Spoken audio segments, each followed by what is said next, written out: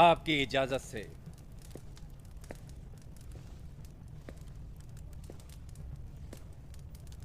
जनाब सजानूस और आप तमाम हजरात की तशरीफ आवरी के लिए शुक्रगुजार हूँ। मेरी राय है कि आप सभी हजरात प्रोक्रातूर पिलातस के पैगाम पर तवज्जो फरमाएं। शहंशाह आजम तबरियोस कबीर जिंदाबाद। रोम की अजीमुशान सीनेट की खिदमत में फ़िलिस्तीन के प्रोक्रातूर के मखसूस तहियात व तस्लीमात के बाद अर्ज़ है कि रोम के कानूनी और मजहबी दस्तूर माफ़ी चाहता हूँ।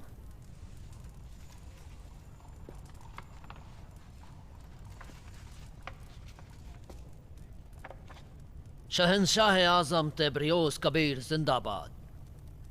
रोम की अजीमुशान सेनेट की खिदमत में फ़िलिस्तीन के प्रोक्रातूर के मखसूस तहियात और तस्लीमात के बाद अर्ज़ है कि सल्तनत रोम के बाशिंदों और आज़ाद शहरियों के कानूनी और मजहबी दस्तूरुल अमल को मद्देनज़र रखते हुए सेनेट के ओहदेदारों से गुजारिश है कि मंदरजा झैल वजाहतों के साथ 2 शिकों पर मुश्तमिल एक खास कानून मुकर्रर फरमाएं। कानूनी दफा यहूदिया, जलील और सामरिया समेत फिलिस्तीन की तमाम रियासतों के अंदर मजहबी मामलात में फसाद फैलाने वालों के लिए सख्त सजाएं। पहली शिक, इस इलाके के पहले और दूसरे दर्जे के शहरियों में जो भी जलील के रहने वाले ईसा नासरी की खुदाई का कायल होगा या उनको खुदा का बेटा मानेगा या इस अकीदे की तरवीज करेगा, वो कानून की नज़र में रूम के अमन व अमान में रखना डालने के जुर्म में कड़ी सजा का मुस्तहिक होगा। दूसरी शिक ये कि किसी किस्म का जमघटा लगाने या शहर के दीगर मकामी बाशिंदों को ईसा नासरी के बारे में उकसाना मना है। ऐसा करने वालों के खिलाफ कानूनी कार्रवाई की जाएगी। सल्तनत रोम हमेशा सलामत और आबाद रहे। फ़कत फ़िलिस्तीन के आला प्रोक्रातूर जनरल पिलातस। जनाब सीनेटर साहब, क्या आप कुछ समझे? मेरी तो कुछ समझ में नहीं आया। मेरी भी कुछ समझ में नहीं आया। हजरत, मोहतरम हाज़रीन, हम लोग यहाँ तमाशा देखने नहीं आए हैं। बराए मेहरबानी नशिस्त के आदाब का लिहाज रखिए। जनाब कमोदस, जुपिटर की अजमत की कसम, मैंने आज तक ऐसा अनोखा लतीफ़ा नहीं सुना। जनाब कमोदस, आपका इस बारे में क्या ख्याल है?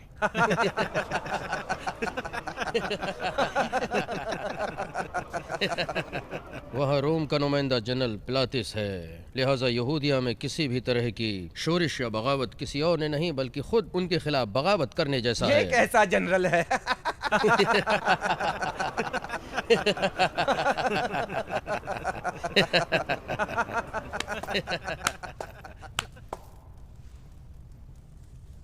वाह वाह वाह! अगर आज मैं रूम के सिरफिरे बंदरों का तमाशा देखने गया होता तो वहां पर इतना मजा नहीं आता जितना मजा यहां आ रहा है। बेशक इस तरह की नशिस्त हमारी अज़ीमुशान सल्तनत के लिए बाइस फ़ख्र है। आली मुकाम, बाकी हिस्से को मैं पढ़ता हूँ।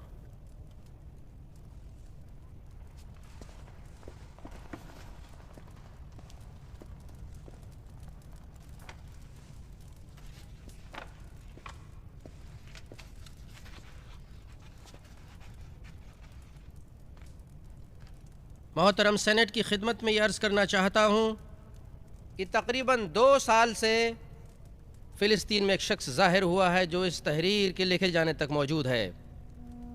वो ऐसा शख्स है जिसमें बशर से ज़्यादा ताकत और इख्तियार पाया जाता है। इब्रानी लोग उसे अपने अनदेखे खुदा की जानिब से आया हुआ अजीम पैगंबर तस्लीम करते हैं और उसके शागिर्द उसे रूहुल्लाह के नाम से पुकारते हैं। उसका नाम ईसा है और वो मसीहा के नाम से मशहूर है। वो मुर्दों को जिंदा करता है और हर तरह के मरीज को अच्छा कर देता है और वो आला किरदार का मालिक है। उसके चेहरे से मोहब्बत व मेहरबानी बरसती है। उसकी कशिश का यह आलम है कि जो कोई भी उसे देखता है उसी का होकर रह जाता है। उसकी मोहब्बत दिलों में घर कर गई है। उसके बाल सुनहरे, सीधे और मुलायम हैं। उसकी पेशानी नर्म और मुतवाजन है। उसके नाक नक्शे में किसी तरह के ऐब का तसव्वुर नहीं किया जा सकता। उसके रुखसार सुर्खी माइल हैं, जिन पर सुनहरे रंग की खूबसूरत और भरी हुई दाढ़ी है। उसकी आंखें नीली और चमकदार हैं। वो जब भी किसी को डांटता है तो बड़ा रोब और दबदबे वाला नजर आता है, लेकिन जब किसी को नसीहत करता है या तालीम देता है तो बड़ा नर्म मिजाज और शीरीं सुखन सा लगता है। किसी ने उसे बुलंद आवाज में हंसते हुए नहीं देखा, लेकिन बहुत से लोगों ने उसे रोते हुए जरूर देखा है। वो धीमे लहजे में बोलता है और इस दौर के इंसानों में सबसे ज्यादा खूबसूरत और दिलकश है। फिलिस्तीन के प्रोक्रातूर को उम्मीद है कि मज़कूरा इंसान का मुकम्मल हुलिया बयान करने में हमसे कोई अहम गोशा ना छूटा होगा। और अब ये फैसला रूम के सेनेट के हाथ में है। हाँ, ये काबिल गौर है। जनाब कमोदस, आप इस खत के मजमून से क्या मतलब निकालते हैं? मैं कुछ समझा नहीं। मैं तो सिर्फ ये सोच रहा हूं कि फिलिस्तीन के प्रोक्रातूर ने अपने आप को उस इलाके के मजहबी पागलपन में ज़रूरत से कुछ ज़्यादा ही उलझा लिया है, बस यही। सेनेटर फ्लावियोस, क्या आप कुछ कहना चाहते हैं?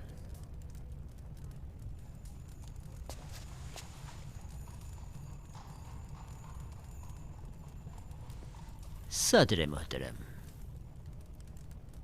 आली मकाम सजानूस साहब, सेनेट के क़याम से आज तक के अरसे में हमें इस किस्म की दरख्वास्त कभी मौसूल नहीं हुई।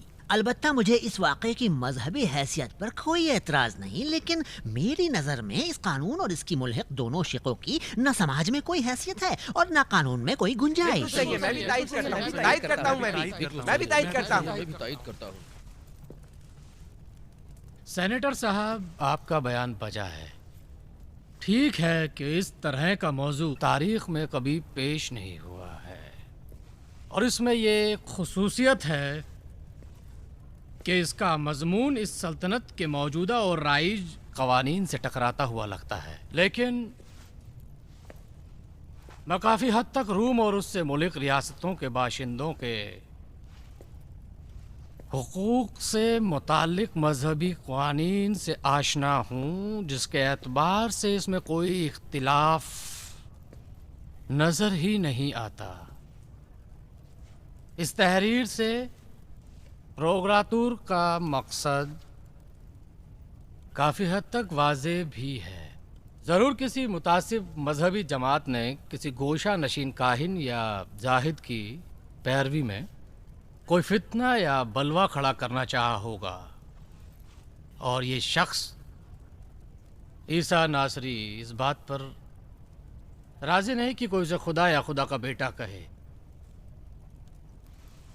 इस एतबार से ये शुबा बेजा नहीं है ना? लेकिन सेनेट ये जानना चाहेगी कि प्रोक्रातूर को अपनी रियासत के लोगों के मजहबी मामलात में दखल देने की जरूरत किस कानून के तहत पेश आई?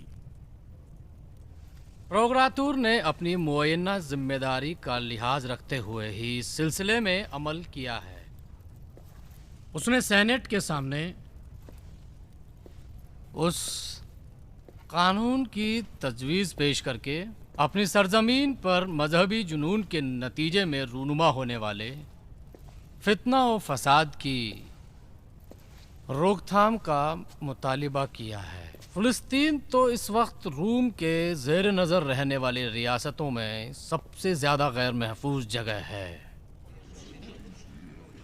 आली मकाम सजानूस साहब, रोम की परेशानी की वजह यही है, प्रोक्रातूर की तरफ से उठाया गया कोई भी नामाकूल कदम फ़िलिस्तीन पर रोम की लड़खड़ाती हुई हुकूमत की नाकाबिल तलाफ़ी हुकूमत को शिकार बना सकता है।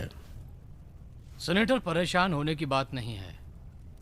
मेरी नज़र में जनरल पिलातस फ़हम व शऊर और दूर अंदेशी का पैकर है।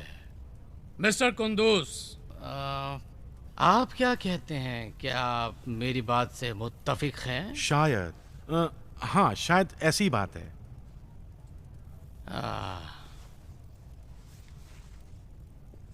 तो सेनेट को हमारे काबिल प्रोक्रातूर की दरख्वास्त कबूल करने में कौन सी मुश्किल आ रही है? क्या आप लोग राजी हैं? और जिन लोगों को ये मंजूर है वो अपने हाथ उठा लें।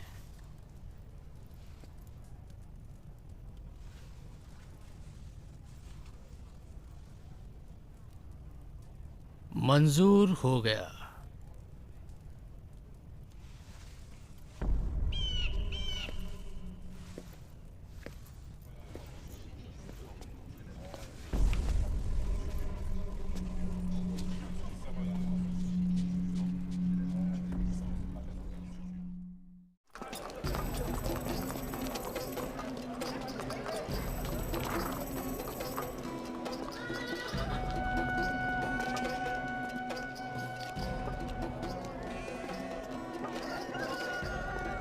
आखिर कोई तो हम बदनसीबों की मदद करे।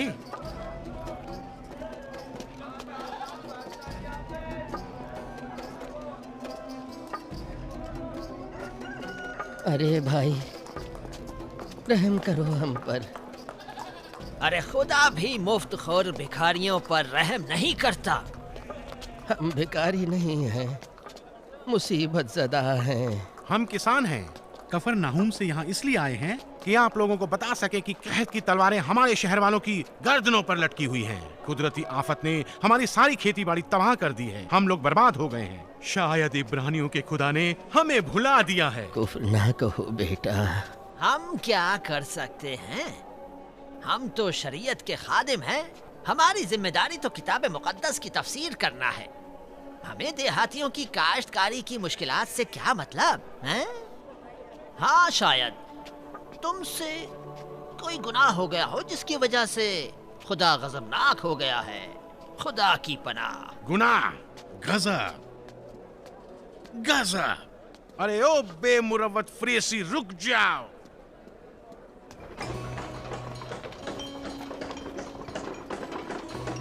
मैं वहाँ जाता हूँ। हाँ जाओ, और रस्सियाँ भी ले आओ। तुम भी जाओ, तुम भी जाओ लकड़ियों के लिए। शहतीरों को भी ले आओ। ठीक से लाना, अपना ख्याल रखना। जरा ठहरो तो। क्या है, हैं?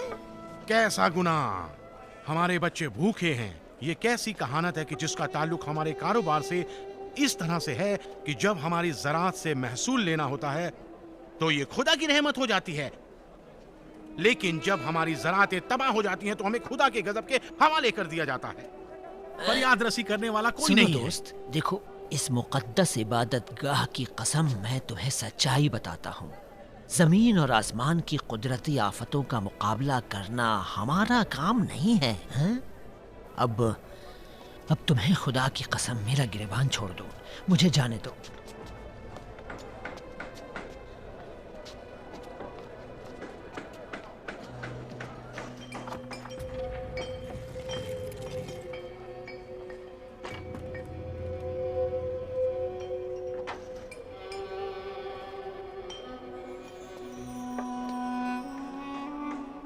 हमें शुरू से ही कहानत के गीदड़ों से उम्मीद नहीं रखनी चाहिए थी।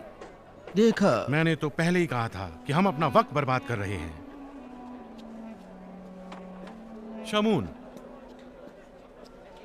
शमून भाई, हमारी मदद करो। क्या हुआ ज़रार? देखो, इतने परेशान क्यों हो? तुम तो हमें पहचानते हो। मैं तुम्हें इसी मुकद्दस इबादत गाह के खुदा की कसम देता हूँ। मेरी बात सुनो शमून। हाँ बोलो। हमारी हालत खराब है। हमारी फसलें तबाह हो गई हैं। हम बर्बाद हो गए हैं। हमारी मदद करो।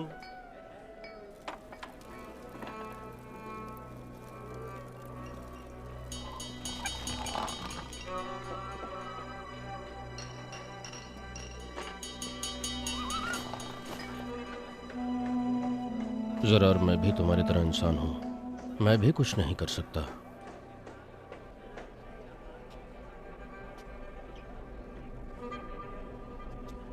लेकिन वहाँ जो एक शख्स है, शायद वो तुम्हारी मदद कर सके। वो वहाँ देखो। वो जलील का पैगंबर। उन्हें जानते हो?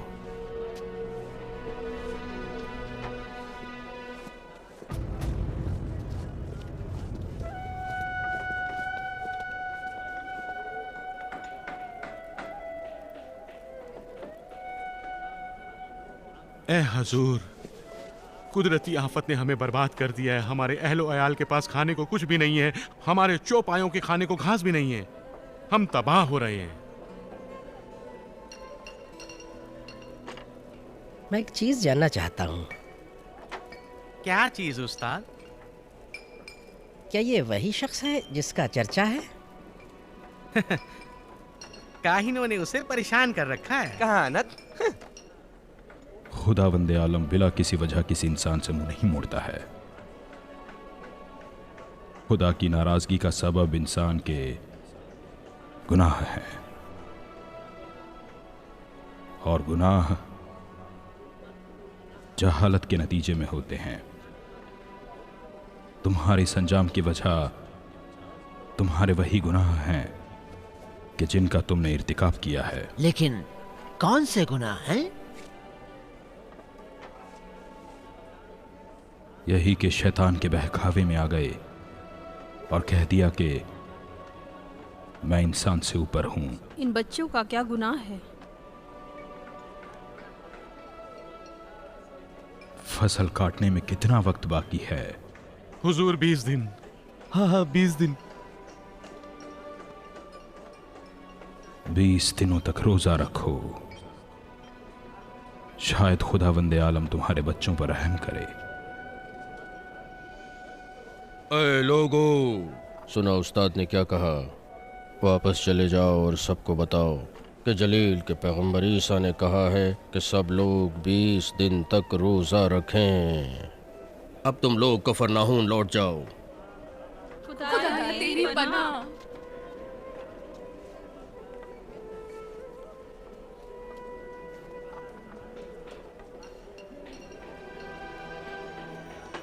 इल्तिजा करता हूँ उस्ताद, आए और उससे पूछें।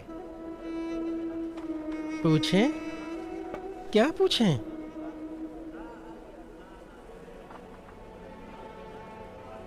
शायद फर्जंदे मरियम हमें बता सकें कि खुदा का वो कौन सा मुकर्रब बंदा है जिसके जरिए ये इबादतगाह मुकम्मल होगी और कब। फर्जंदे मरियम? उस बढ़ई के बेटे को गैब के इल्म का क्या पता है? कहीं ऐसा तो नहीं कि तुम लोगों ने सच में ये समझ लिया कि वो दाऊद नबी जैसा है? लेकिन लोग कहते हैं कि वो एक पैगंबर है। वो लोग उसके खालाजाद भाई के लिए भी ऐसा ही कहते थे, पैगंबर है।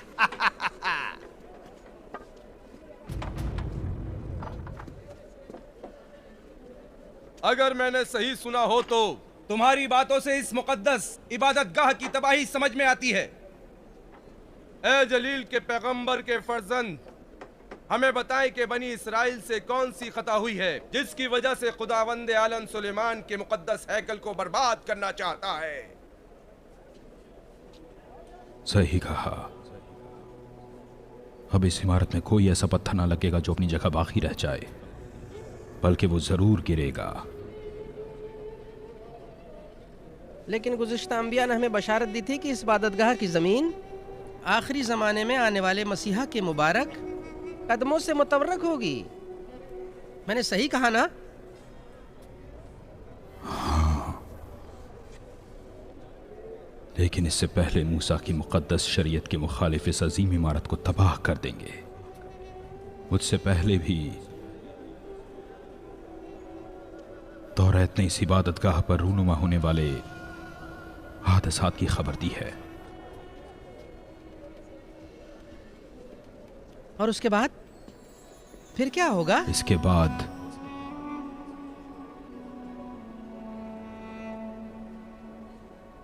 इस जगह की जमीन आने वाले पैगंबर की उम्मत की सजदागाह बनेगी, और ये वही पैगंबर होगा जिसे तुम मसीहा कहते हो। इस इमारत के अंदर हज़रत सुलेमान के ज़माने से 1000 गुना ज़्यादा मजबूत सामान इस्तेमाल किया गया है। इस सूरत में किसके अंदर इतनी क़ुव्वत है कि इसे वो तोड़ सके, हैं? मैं एक बार फिर तुम्हें बता रहा हूं कि ये इबादतगाह इस तरह वीरान होगी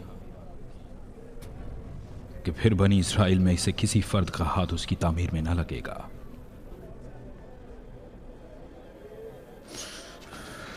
आओ और देखो। या खुदा,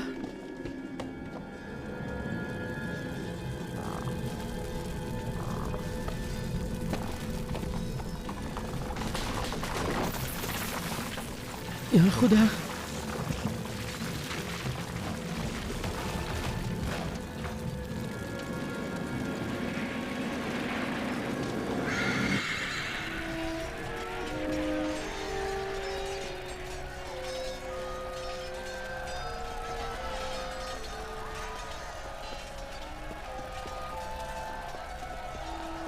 हक के साए में सर को झुकाओ, हक से आगे कदम ना बढ़ाओ।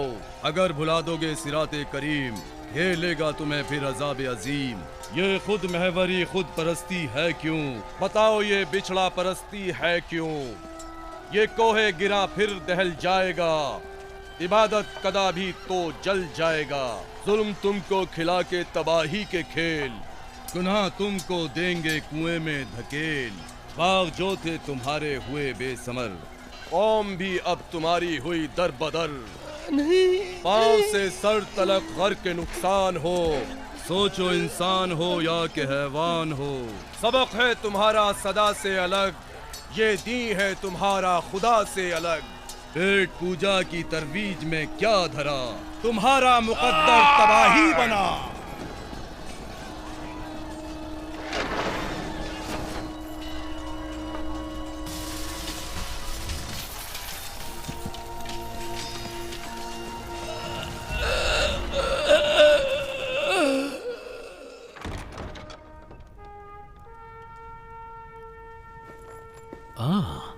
ऐसी कौन सी खास बात है जो हमारा वफादार सिपाही सुबह सवेरे ही हाजिर हुआ है? सरकार, जनरल वितरियुस के नुमाइंदे प्रोकंसोल यानी प्रोकंसोल फिलिक्स तशरीफ लाए हैं। वो आपसे अभी मुलाकात करना चाहते हैं। फिलिक्स?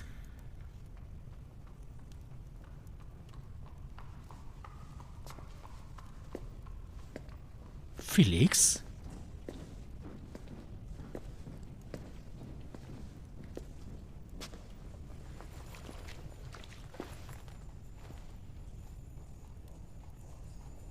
वितरियुस के नुमाइंदे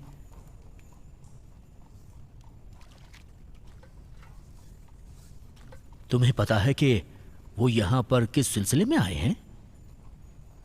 वो जलील के नए पैगंबर के बारे में कुछ नई बातें कर रहे थे। ऐसा लगता है कि इस मौजू की गूंज बैनुन नहरेन की सरहदों तक पहुंच गई है सरकार। नहीं, ये असल वजह हो ही नहीं सकती है।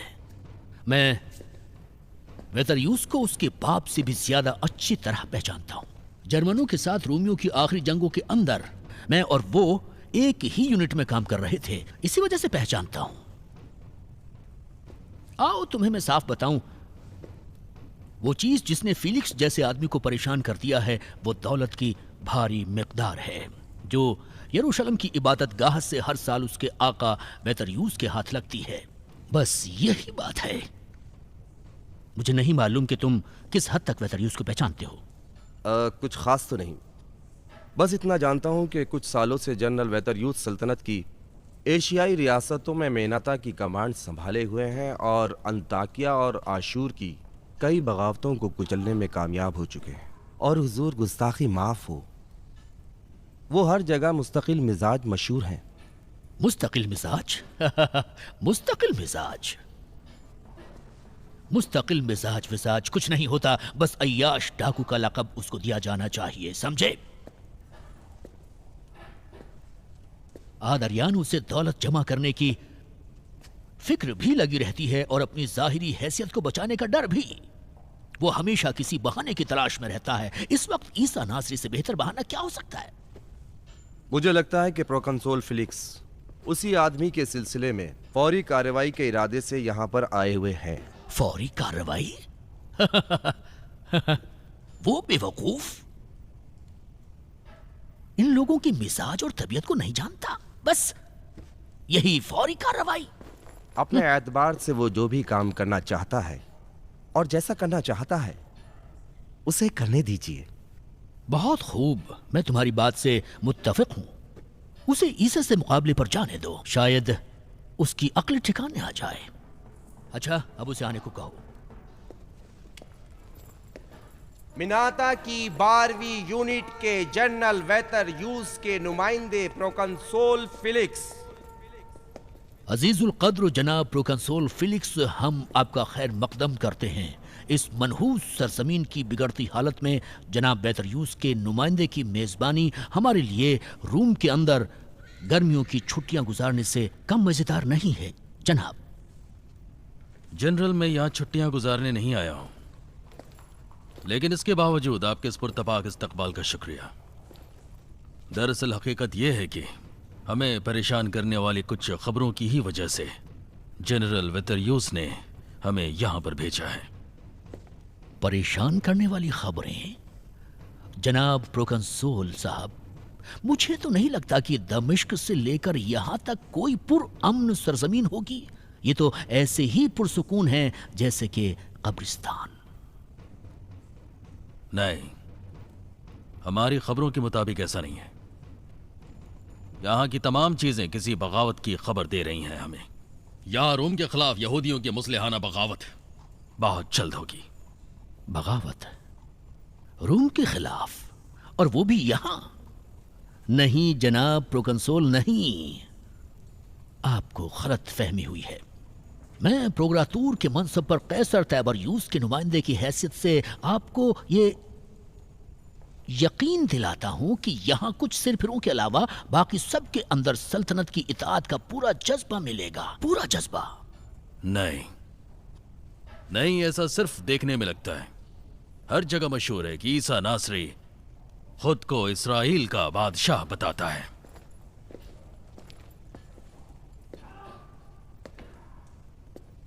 अच्छा, तो ये खबरें वहां तक पहुंच चुकी हैं? ताज्जुब है, दीवानगी है। हमें तो ऐसा लगता था कि पूरी सल्तनत में सिर्फ यहूदिया के लोग ही बिना सरपैर के किस्सों पर भरोसा करते हैं। अब मालूम हुआ कि दुनिया में खुराफाती लोग भी कम नहीं हैं। जब तक उन लोगों की वाहियात बातें अंधों और बहरों को शिफा देने तक थीं और यहां तक कि मुर्दों को जिंदा करने के बारे में थीं, उस वक्त तक हमें उनसे कोई मतलब रखने की जरूरत नहीं थी। लेकिन अगर तख्तो ताज के लालच में लोगों को हमारे खिलाफ भड़काया जाए, फितना व फसाद कराया जाए, तो फिर उस वक्त सूरत हाल बदल जाती है। इस सिलसिले में दीगर जनरलों को किस हद तक मालूम है? वो अच्छा खासा जानते हैं, और इसी वजह से मुझे यहाँ पर भेजा गया है ताकि मैं ये देख सकूं कि आपने इस बारे में क्या किया है। यहाँ की हर चीज से साजिश और बगावत की बू आ रही है। देखिए, यहूदिया की सरजमीन पर ईसा नासरी से मुतालिक किसी भी तरह की भीड़ जमा करने या दंगा करने वालों को सल्तनत की फौज की शदीद कार्रवाई का सामना करना पड़ेगा। रूम की सेनेट का यही हुक्म है। अच्छा, ऐसी बात है। जरा ये बताएंगे कि इस वक्त आपके पास फौज की कितनी तादाद है? आदरियान जनाब, कुल मिलाकर 800 सिपाहियों की एक बटालियन है, लेकिन उनकी जिम्मेदारी तो सिर्फ यरूशलेम की हिफाजत करना ही है जनाब। महज एक बटालियन? क्या ये काफी है? जरा ये बताएं कि उनकी फौजी महारत कितनी है? जंगों में महारत रखते हैं या नई भर्ती वाले हैं? बाहर के हैं या रूम के रहने वाले हैं? पूरे यहूदिया में हमारे फौजियों की तादाद कुल 3000 है। ये पुराने फौजी हैं और ज्यादातर सामरिया के रहने वाले हैं। सामरिया भरोसे के लायक हैं? जनाब प्रोकंसोल, आप ये जरूर जानते होंगे कि यहूदी कौम के बरखिलाफ सामरी लोग काफी शौक से हमारी फौज में आना पसंद करते हैं, और उसकी वजह उनका आपसी पुराना मजहबी तासुब है। सामरी फौजी फितना परवर यहूदियों के मुकाबले में उनकी औरतों और बच्चों का खून बहाने से भी गुरेज नहीं करते हैं। इस बात पर मुझे पूरा यकीन है। वैसे इन इब्रानियों को मैं कभी मुंह नहीं लगाता हूं। अपने नस्ली तासुब को भूलकर आपकी जिम्मेदारी यह है कि इस फितने को जितनी जल्दी हो सके यहीं पर खत्म करा दें। आपके लिए यही अच्छा होगा। अच्छा, इस वक्त वो कहाँ है? यरूशलेम में। इबादत गाह में? हाँ, वो वहीं मिल सकता है, लेकिन अगर आपकी ख्वाहिश हो तो आपकी और उनकी मुलाकात का इंतजाम भी किया जा सकता है। जरूरत नहीं है, मैं खुद वहां जाऊंगा। एक सवाल और है आपसे। अगरचे ये सवाल आपको अजीब जरूर लग सकता है, लेकिन मैं ये जानना चाहूंगा कि आपकी नजर में उससे गलियों में फिरने वाले वाइस की फिक्र क्या रोम के बाशिंदों को अपनी तरफ खींचने की सलाहियत रखती है? हो सकता है कि उसकी शोहरत का चर्चा फिलिस्तीन की सरहदों से आगे बढ़ चुका हो, और बढ़ भी चुका है। वैसे तो जरतोश्त और माली मजहब के मानने वालों के अकायद सल्तनत के उमूर में खलल डाल चुके हैं, लेकिन फिर मेरी नज़र में यह मामला थोड़ा सा अलग नौयत का है, इसलिए कि दुश्मन उसको जादूगर कहते हैं। जादूगर। आप क्या कहते हैं? जनाब प्रोकंसोल साहब, मैं एतराफ़ करता हूं कि अभी तक मैं किसी से भी इतना नहीं घबराया जितना मैं उस शख्स से घबरा रहा हूं। क्या यह बेहतर नहीं कि उसे मारकर इस किस्से को खत्म कर दें? सख्दरीन की कमेटी ने हमसे पहले इस काम को अंजाम देना चाहा था और उसको रास्ते से हटाने का मंसूबा भी बना लिया था, और इस काम में मदद का मुतालबा भी किया था, लेकिन हिम्मत नहीं हो सकी। किस चीज से डरते हैं? जाहिर है लोगों से डरते हैं। ये बात है। मैं उसे गिरफ्तार करूंगा। किस जुर्म में? फिर भी आप जब इशारा फरमाएंगे एंटोनियो के किले की पूरी फौज आपके हमरा हो जाएगी। उसकी जरूरत नहीं है, मैं खुद अपने सिपाहियों के साथ वहां जाऊंगा। एक बात और,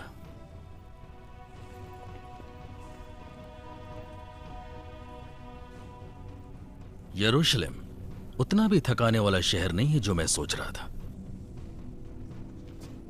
आपसे फिर मुलाकात होगी। फिर मिलेंगे प्यारे दोस्त, फिर मिलेंगे।